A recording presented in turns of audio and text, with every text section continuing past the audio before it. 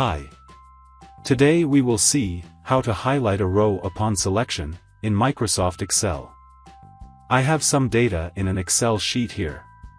If I click any cell of this data, that particular row should be highlighted in a specific color. Let's see how to do that. First of all, we need to enable the developer's options in this Excel sheet. To do that, click this File menu. Click Options. Such a window will open. Select Customize Ribbon option. And select the Developer option. And hit OK. Now you can see that a Developer tab is seen in the main menu. OK, now select this entire data. Go to Conditional Formatting. Select the New Rule option. Such a window will appear. Here, select the Use a formula to determine which cell to format option. Now, in this box, write this rule. Then, click this Format button.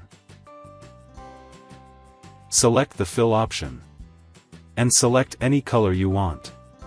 Hit OK. Hit OK again. You can see that the first row has been highlighted in blue. But the task is not done yet. Go to the Developer option. And click the Visual Basic button. Such a window will open. Double-click this Sheet 1 option. Such a window will open. Click this drop-down list, and make sure that the Worksheet option is selected. Then here, type this line of code. Now close this window. And then, close this window. Now if I select any cell in this data, you will see that the row gets highlighted in the blue color. It works only within the cells where data is present, and not outside of it.